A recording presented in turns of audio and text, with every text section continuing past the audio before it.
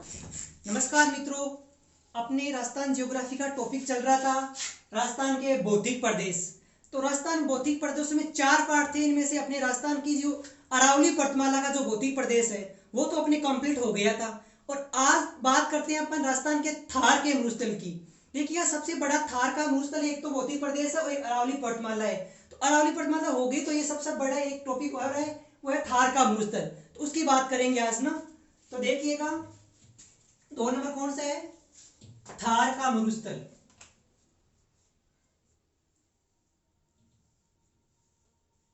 थार का मरुस्थल, इसकी आज अपन बात करेंगे। तो देखिएगा, वही बात डायग्राम से समझेंगे हर चीज को। तो देखिए, डायग्राम बनाता हूं मैं पहले तो राजस्थान का। यहाँ पे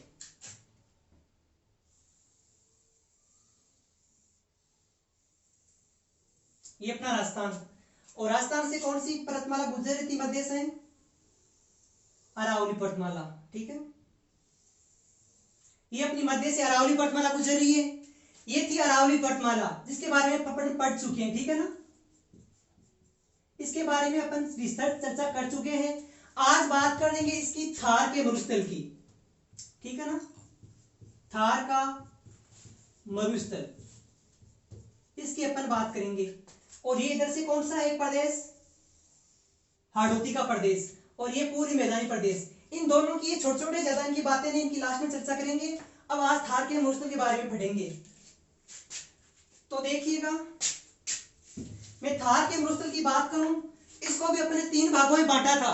उत्तरी अरावली, मध्य अरावली, दक्षिण अरावली, 3 भागों में बांट करके तीनों की अलग अलग से बात की थी, फाड़ियां चोटियां जो भी है। अब आज इसको भी अपन अलग अलग भागों में डिवाइड करके भी बात करेंगे। तो देखिएगा, थार के मरुस्थल को भी 4 भागों में बांटा गया है। ठीक है ना, कितने भागों में? 4 भागों में बांटा गया है। 4 भाग कौन कौन से हैं? ये है 4 भाग। ठीक है ना, 1 2 3। थार के मरुस्थल को 4 भागों में बांटेंगे। कौन कौन से, क्या नाम है उनके? देखो, ये तो है, एक तो घग्गर का मैदान, घग्गर का मैदान। ठीक है, और ये है बांगड़ प्रदेश, बांगड़ प्रदेश। ठीक है, और ये है महान मरुस्थल, महान मरुस्थल। ठीक है, और ये है लूणी बेसिन, लूणी बेसिन। देखिएगा, आराम से याद रहेगा। घग्गर का मैदान, उत्तर में 2 जिले कौन कौन से? गंगानगर, हनुमानगढ़। उन दोनों में एक नदी बहती है, घग्गर नदी, जो हिमाचल प्रदेश की कालका की पहाड़ी से निकलती है और हनुमानगढ़ में प्रवेश करती है। हनुमानगढ़ और गंगानगर में बह करके जब वो उफान पे होती है, बाढ़ का माहौल रहता है, तब वो पाकिस्तान के फोर्ड पास से चली जाती है। तो उस घग्गर नदी का जो क्षेत्र है इन 2 जिलों में, उस क्षेत्र को बोलते हैं घग्गर का मैदान। ठीक है, याद है। बात करते हैं बांगड़ प्रदेश। देखिएगा, शुरू में देखा था एक तो बांगड़ प्रदेश, एक वागड़ प्रदेश। वागड़ कौन सा?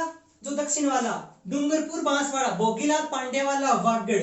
और ये बांगड़ देखा था शेखावाटी प्रदेश प्लस उत्तरी नागौर, पाली का कुछ हिस्सा। ठीक है, वो था बांगड़ प्रदेश। ये महान मरुस्थल, राजस्थान का पूरे जो जिले हैं 4-5, वो महान मरुस्थल के अंदर आते हैं।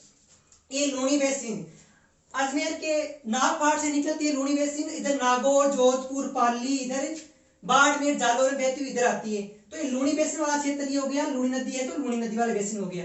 अब इन चारों की अपन बात करते हैं। ठीक है ना, देखिएगा, 1 2 3, ये 4 भाग है।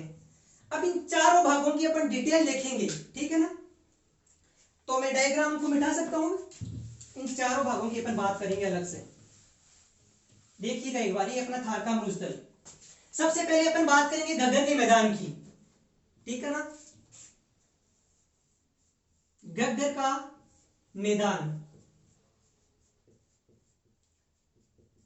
तो देखिएगा, घग्गर के मैदान में कौन कौन जिले आते हैं?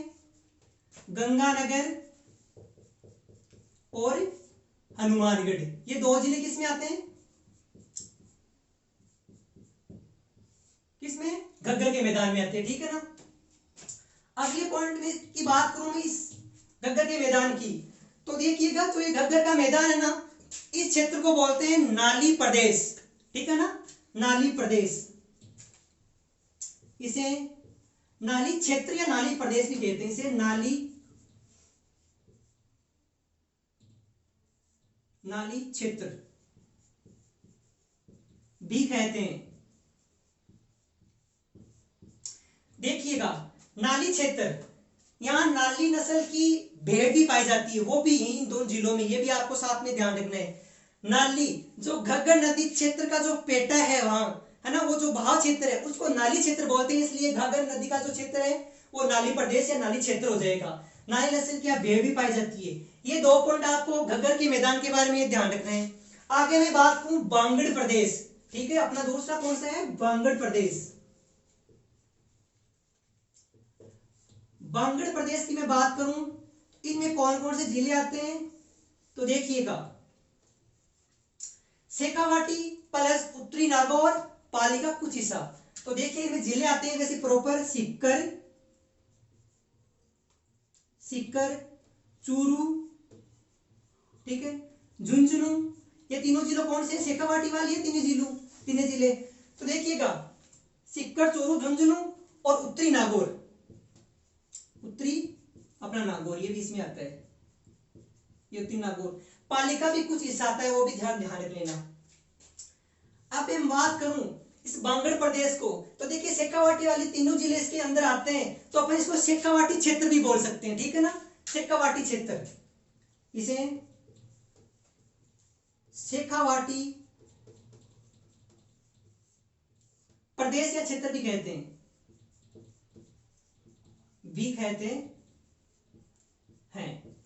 ठीक है।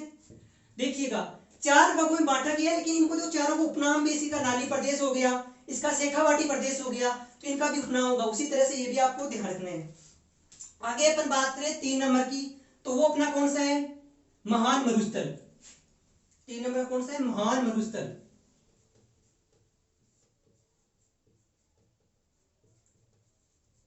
महान मरुस्थल की अपन बात करें तो देखिएगा इनमें कौन कौन से जिले आते हैं। तो देखिएगा महान मरुस्थल जो पश्चिमी जिले हैं ना लगभग वो आते हैं। तो पश्चिमी जिले कौन कौन से, एक तो बीकानेर आता है एक तो, फिर उसके नीचे जैसलमेर आता है, और जैसलमेर नीचे कौन सा है, बाड़मेर भी इसके अंदर आता है, ठीक है। और जैसलमेर साइड में कौन सा है, जोधपुर, तो जोधपुर भी इसके अंदर आता है, ये अपना जोधपुर, ठीक है ना। ये 4 जिले किस में आते हैं, महान मरुस्थल में। देखिएगा महान मरुस्थल है जो ये मरुस्थल क्षेत्र, तो जो कृषि विभाग है, ठीक है ना, उन्होंने कृषि विभाग ने मरुस्थल के अंदर 12 जिलों को शामिल कर रखा है, ठीक है ना, 12 जिलों को शामिल कर रखा है। तो देखो वो कौन कौन से, उनकी बात करते हैं। तो कृषि विभाग ने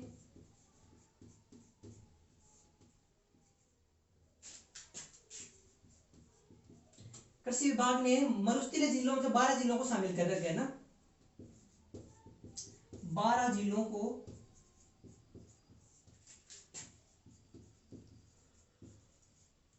मरुस्थलीय प्रदेश में शामिल कर, मरुस्थल में शामिल कर रखा है, ठीक है। 12 जिले, ये भी आपको ध्यान रखना है। अब देखिए 12 जिले कौन कौन से हैं मरुस्थल वाले, उनकी बात करें। जैसे अरावली में अपन देखा था कौन कौन जिले हैं, तो उसी तरह इसमें कौन कौन जिले, उनको भी आपको ध्यान रखना है कि मरुस्थल में कौन कौन से जिले आते हैं। देखिएगा उन 12 की मैं बात करूं तो वो कौन कौन से हैं। तो अपना एक तो हो गया जैसलमेर, शुरू से चलो आप देखो बॉर्डर से, देखो ऊपर से देखो पहले तो, एक तो गंगानगर, उधर सार पास वाला हनुमानगढ़, ये हनुमानगढ़, ठीक है। तो गंगानगर से इधर नीचे आओ तो कौन सा है, बीकानेर, ये अपना बीकानेर, और बीकानेर से नीचे आओ तो जैसलमेर, ठीक है। ये जिले उसमें 12 जिले मरुस्थल के अंदर। जैसलमेर बाद में आता है, ऐसे अपना जिला मरुस्थल में बाड़मेर, ठीक है। और मरुस्थल में आने वाले जिले और कौन से हैं, जालौर, ठीक है, जालौर। आगे मैं बात करूं तो ये सीकर भी इसमें आता है मरुस्थल में, ठीक है। चूरू भी मरुस्थल में आता है। और ये झुंझुनू, चूरू, झुंझुनू, शेखावाटी वाले तीनों इसमें आते हैं। ठीक है, सीकर, चूरू, झुंझुनू और ये नागौर, नागौर भी इसमें आता है। दिखाई नहीं दे रहा वो नीचे, तो यहाँ लिख दूं साइड में थोड़ा सा, झुंझुनू वहां देखिएगा, नागौर। ठीक है, नागौर, पाली, पाली भी इसमें आता है, ये पाली। ये 12 जिले हैं जो किसमें आते हैं, मरुस्थल के अंदर आते हैं। ठीक है, तो ये हो गई इन चारों पार्टों की बात। इन 4 पार्टों के आपको बारे में ध्यान रखना है। अब मैं मरुस्थल के बारे में बात करूं तो मरुस्थल की ये जिले हो गए अपने। ठीक है ना, गंगानगर, हनुमानगढ़, बीकानेर, जैसलमेर, बाड़मेर, जालोर। ठीक है, और ये सीकर, चूरू, झुंझुनू, नागौर, अपना पाली। तो देखिएगा एक जोधपुर भी है ना, जोधपुर भी इसमें ही है, जोधपुर, जोधपुर ये भी इसमें। ठीक है ना, 1 2 3 4 5 6 7 8 9 10 11 12, ये 12 जिले मरुस्थल के अंदर है। ठीक है, ये आपको ध्यान रखना है। तो ये 3 पॉइंट तो हो गए अपने। अब बचा लूणी बेसिन। तो देखिएगा एक आपको मैं नोट है, 2 बात और बताऊं, वो भी आपको साथ में ध्यान रखना है। नोट किए तुम बताता हूं यहाँ पे ना, क्या देखिएगा, भारत के अंदर 142 रेगिस्तानी जो मरुस्थली ब्लॉक है, 142 है पूरे भारत के अंदर, जिनमें से 85 रेगिस्तानी जो मरुस्थल ब्लॉक है वो किसमें है, राजस्थान के अंदर है। तो उनकी भी अपन बात करते हैं। देखिएगा, तो देख मैं यहां लिख रहा हूं, भारत के अंदर, भारत में 142 मरुस्थलीय ब्लॉक है। ठीक है ना, कितने, 142 मरुस्थलीय ब्लॉक है। 142 में से राजस्थान में कितने हैं, राजस्थान में 85 मरुस्थलीय ब्लॉक राजस्थान के अंदर है। 142 में 85 से, देखो राजस्थान के राजस्थान, देखो मरुस्थल 4-5 राज्यों में फैला हुआ है। एक तो गुजरात, ऊपर राजस्थान, फिर पंजाब, हरियाणा, इन 4 राज्यों में ये थार का मरुस्थल फैला हुआ है। ठीक है ना, तो इन 4 में से 85 ब्लॉक तो अपने राजस्थान में, बाकी है वो 4 में है और अन्य भारत में भी हो सकते हैं। अगले पॉइंट की मैं बात करूं तो ये थार का जो मरुस्थल है ना, ये राजस्थान के क्षेत्रफल का 2/3 है। ठीक है ना, थार का मरुस्थल, राजस्थान के क्षेत्रफल का, ठीक है ना, राजस्थान के क्षेत्रफल का कितने है, 2/3। ठीक है, 2/3। ठीक है, 2/3 ये, मतलब जैसे 3 में से 1, 2/3 हो गया। देखिए राजस्थान क्षेत्रफल कितना है, 3,42,239 वर्ग किलोमीटर है। 3 लाख में से देखो 1 लाख तो किसका है, मरुस्थल का, ये क्षेत्रफल लगभग 1 लाख। तो देखो मरुस्थल की क्षेत्रफल की बात करूं ना, क्षेत्रफल मरुस्थल का, तो मरुस्थल का क्षेत्रफल है 1,75,000 वर्ग किलोमीटर, ठीक है ना। अब आप देख लो, 3,42,239 वर्ग किलोमीटर तो किसका है, राजस्थान का क्षेत्रफल है, जिनमें से 1,75,000 तो किसका है, सिर्फ मरुस्थल का क्षेत्रफल है। ये भी आपको 3-4 पॉइंट ध्यान रखना। एक तो क्षेत्रफल 1,75,000 वर्ग किलोमीटर, और टोटल भारत में 142 ब्लॉक है। ठीक है ना, 142 ब्लॉक, जिनमें से राजस्थान में कितने ब्लॉक है, 85 ब्लॉक है। और ये थार का मरुस्थल राजस्थान के क्षेत्रफल का 2/3 है लगभग, मतलब लगभग 60% क्षेत्रफल कौन घेरता है, मरुस्थल का प्रदेश घेरता है। आगे अपन बात करेंगे इन चारों भौतिक पदों से कितना क्षेत्रफल है, जनसंख्या, उनके बारे में लास्ट में अपन बात करेंगे। तो ये हो गया इनकी पॉइंट्स की बात। तो अपन ने ये 4 भाग है ना, चारों में देखो गग्गर के मैदान की बात कर ली, बांगड़ प्रदेश हो गया, महान मरुस्थल हो गया, और बच गया कौन 4 नंबर अपना, लूणी बेसिन। अब लूणी बेसिन की अपन बात करते हैं, देखिएगा। ठीक है, लूणी बेसिन की मैं बात करता हूं। तो देखिएगा लूणी बेसिन में कौन कौन से जिले आते हैं। 4 number Luni basin, Luni basin. तो देखिएगा जो लूणी नदी बहती है उस क्षेत्र को बोलते हैं लूणी बेसिन। तो लूणी बेसिन में जिले आते हैं, एक तो अपना देखिएगा जोधपुर, कौन सा आता है, जोधपुर, और एक कौन सा आता है अपना, इधर जालोर। ठीक है, जोधपुर, जालोर, पाली भी इसके अंदर शामिल है। जोधपुर आता है, पाली भी इसके अंदर ही है। ठीक है ना, पाली। तो देखिएगा आप देख सकते हो लूणी नदी मध्य जो अजमेर है वहां से निकलती है। तो अजमेर से निकलती है, अजमेर से कहां जाती है, फिर नागौर, नागौर से जोधपुर, जोधपुर से आती है वो पाली, पाली से आती है फिर इधर कहां, बाड़मेर, बाड़मेर से जालोर, इन जिलों में बहती है। तो अजमेर वाला क्षेत्र तो किसमें आ गया, अरावली पट्टिमाला में आ गया, इसको छोड़ो। नागौर किसमें आ गया, उसमें आ गया जो बागड़ प्रदेश उसमें। तो अब आप काउंट कर सकते हो, जोधपुर आ रहा है, जालोर आ रहा है, पाली आ रहा है, ये आते हैं लगभग इसके अंदर। आगे अपन बात करें, देखिएगा इसका दूसरा नाम क्या है, किस नाम जाना जाता है, तो इसे गोडवाड़ क्षेत्र भी कहते हैं, इसे गोडवाड़ क्षेत्र या प्रदेश भी कहते हैं, क्षेत्र, ठीक है ना। ये गोडवाड़ है और वो मेरवाड़ है, इन्हें कंफ्यूज मतलब गोडवाड़ क्षेत्र वो गोडवाड़ा क्षेत्र बोलते हैं, जो जोधपुर पाली वाले इसको बोलते हैं गोडवाड़ा क्षेत्र, और मेरवाड़ा वो मेरवाड़ा पड़ता है अजमेर के अंदर। ये हो गई लूणी बेसिन की बात। ये अपने चार जो भागों में बांटा है मरुस्थल को, इन चारों की बात होगी, कौन कौन जिले आते हैं, किस नाम से जाना जाता है।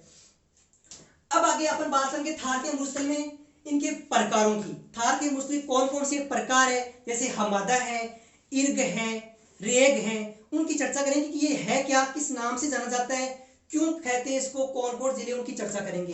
देखिएगा यहां से भी क्वेश्चन पूछते हैं, तो अब मैं बोर्ड पर इसको साफ कर रहा हूं और उनकी चर्चा करेंगे अपन। थार के मरुस्थल के प्रकार, और ये क्या हो गया था, अपने थार के मरुस्थल के कितने भागों में बांटा गया है, उनकी चर्चा हुई है, ठीक है। तो देखिएगा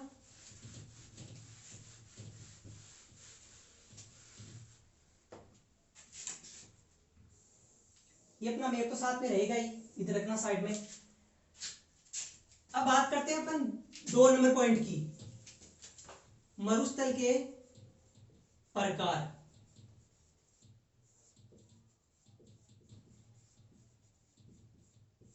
मरुस्थल के प्रकार की मैं बात करूं तो देखिएगा, ठीक है, यही को अपनी अरावली पटमाला और ये थार का मरुस्थल।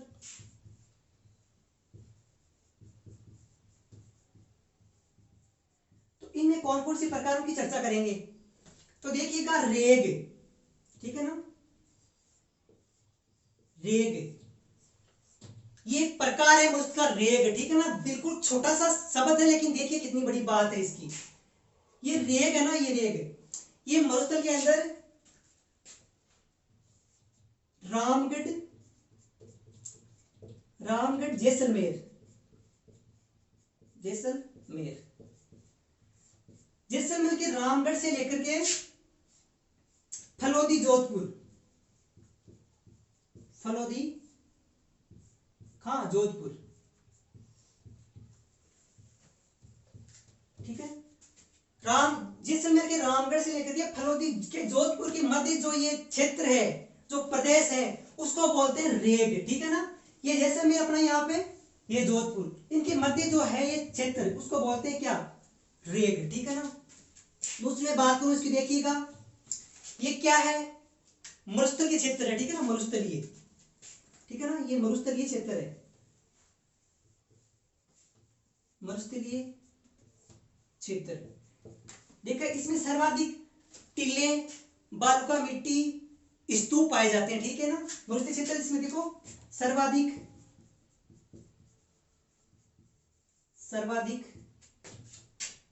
टीले, सर्वाधिक टीले, ठीक है, से जैसलमेर के रामगढ़ से लेकर के ये जोधपुर के फलोदी के बीच में, ये ठीक है ना, रेग, और ये मरुस्थलीय क्षेत्र है इन दोनों के बीच में। और देखो सॉरी ये ना टिल्ले इसके अंदर नहीं है, मरुस्थलीय क्षेत्र समझो रखो इसको, मरुस्थल ये टिल्ले दोरे इसमें नहीं आते इतने, क्योंकि ये देखो जो ये रामगढ़ है जैसलमेर का और फलोदी, इन दोनों के बीच में है। तो देखो जोधपुर थोड़ा साइड में आ रहा है तो इतना मरुस्थल तो इसमें नहीं है, वो तो उसमें इर्ग में होगा शायद तक, इसमें नहीं है, ठीक है ना। तो ये तो मरुस्थल आप ध्यान रख लो। आगे मैं बात करूं 2 नंबर की, तो अपना इर्ग, ठीक है ना, इर्ग। देखिएगा ये रेग है ना, दिखने में छोटा सा दिख रहा है, लेकिन क्वेश्चन कैसे बनेगा, क्वेश्चन बनेगा देखिएगा एक बार, एक क्वेश्चन है मान लो अपना, तो देखो रेग है, इतना ही क्वेश्चन आएगा एग्जाम में। रेग है, चाहे वो रीट का हो, चाहे पीटीटी का हो, चाहे बीएसटीसी का हो, या पुलिस का हो, क्वेश्चन बनेगा रेग है, और फिर आएंगे ऑप्शन 1 2 3 4, उसमें लाइन देखो क्वेश्चन इतना छोटा है, आंसर लाइन होगी इतनी बड़ी, रामगढ़ जैसलमेर से फलोदी जोधपुर तक का क्षेत्र, ठीक है, और जालोर से बाड़मेर तक का क्षेत्र, वो क्षेत्र ऐसे क्वेश्चन 4 ऑप्शन दे देंगे और अपन को उत्तर छाड़ना है। नीचे वो दे देगा 1 सही है, 2 सही है, 3 सही है, ऐसे क्वेश्चन बनेगा, सीधा कोई नहीं पूछेगा कि रेग क्या है, तो क्वेश्चन इतना छोटा होगा और देखो आंसर कितना बड़ा होगा। तो आप इसको इग्नोर मत करना, ये 3-4 बातें ये सिर्फ प्रकार में देखिए तो काफी इंपॉर्टेंट है। 2 नंबर के लिए बात करूं तो इर्ग, देखो इर्ग में आते हैं ये मरुस्थल की तरह, इसमें आते हैं कुछ जैसलमेर जिला आते जिलों की बात करूं तो जैसलमेर, ठीक है ना, इसमें जैसलमेर आता है, बाड़मेर आता है, ठीक है, बीकानेर आता है, बीकानेर भी इसमें आता है, और बात करूं जोधपुर, और जोधपुर भी किसमें आता है, इसमें आता है इर्ग में, ठीक है। इर्ग मरुस्थल का प्रकार, इसमें जैसलमेर आता है एक तो, बाड़मेर, बीकानेर, जोधपुर ये जिले आते हैं किसमें, इर्ग में। इर्ग की मैं बात करूं तो ये काफी मरुस्थलीय क्षेत्र है, इर्ग वाला ज्यादा ही मरुस्थल है इसके अंदर, तो काफी टीले पाए जाते हैं, स्तूप पाए जाते हैं, रेतीले जो दरियन है, दोहरे, वो सारे किसमें पाए जाते हैं, इर्ग में। तो देखिएगा ये है मरुस्थलीय क्षेत्र, ये भी मरुस्थलीय क्षेत्र है जहां बड़े बड़े टीले,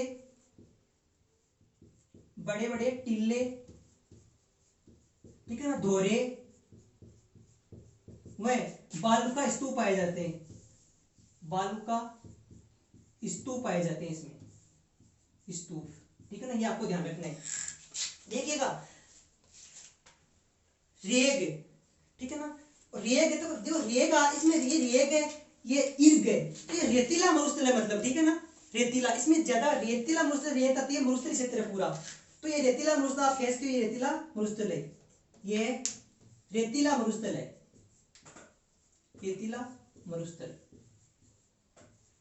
स्थल, ठीक है, ये आपको ध्यान रखना है। देखिए ये वापस बताना चाहूंगा एक बार, रेग ये तो जैसलमेर के रामगढ़ से लेकर के फलोदी जोधपुर तक है, ठीक है, और ये मरुस्थलीय क्षेत्र है, ये आपको ध्यान रखना है। इर्ग है जैसलमेर, बाड़मेर, बीकानेर, जोधपुर के अंदर, ये मरुस्थलीय क्षेत्र है, ठीक है ना, पूरा का पूरा क्या है, रेतीला क्षेत्र, रेतीला, ये ध्यान रखना है। इर्ग क्या है, रेतीला क्षेत्र है मरुस्थल की, बड़े बड़े टीले, दोहरे, बालू का स्तूप पाए जाते हैं किसमें, इर्ग में। 3 नंबर की मैं बात करूं अपना कौन सा एक प्रकार और इसका, वो भी आपको ध्यान रखना है। देखो इसको यहां लिखता हूं, एक बार वापस बताना पड़ेगा ना, वो है अपना 3 नंबर का है हमादा, हमादा। देखिए हमादा की अपन बात करते हैं, ये है ना हमादा है पथरीला चट्टानी मरुस्थल है, ठीक है ना, पथरीला या चट्टानी मरुस्थल, चट्टानी मरुस्थल, चट्टानी क्षेत्र, ठीक है, कुछ ही बोल सकते हैं, क्षेत्र है। ये कहां से कहां तक है, बाड़मेर से जालोर तक, ठीक है ना, बाड़मेर से जालोर तक इसका क्षेत्र है, ठीक है। तीनों की एक बार बताना चाहूंगा, देखा जो ये हमादा है, हमादा क्या है, पथरीला क्षेत्र, यह ध्यान रखना है, पथरीला, ठीक है ना, पथरीला या चट्टानी क्षेत्र है हमादा। तो जो इर्ग है ये रेतीला मरुस्थल है, और ये जो अपना कौन सा रेग है, ये तो रामगढ़ से फलोदी के अंदर तक है ही। ये आपको 3 प्रकारों के बारे में ध्यान रखना है। ये अपने कंप्लीट हो गए। आगे अपन मरुस्थल के क्षेत्र की बात करें तो देखिएगा मरुस्थल के प्रकार, ठीक है। अब देखिएगा ये तो मरुस्थल के प्रकार कंप्लीट हो गए। अब अपन अगली क्लास में बात करेंगे मरुस्थल के जो शब्दावलियां, उसकी बात करेंगे, शब्दावलियां, ठीक है ना, ये भी काफी इंपॉर्टेंट है, शब्दावली से भी क्वेश्चन पूछते हैं, ये इतना आपको ध्यान रखना है। कल बात करेंगे अपने शब्दावलियों की, ठीक है। आज के लिए थैंक यू।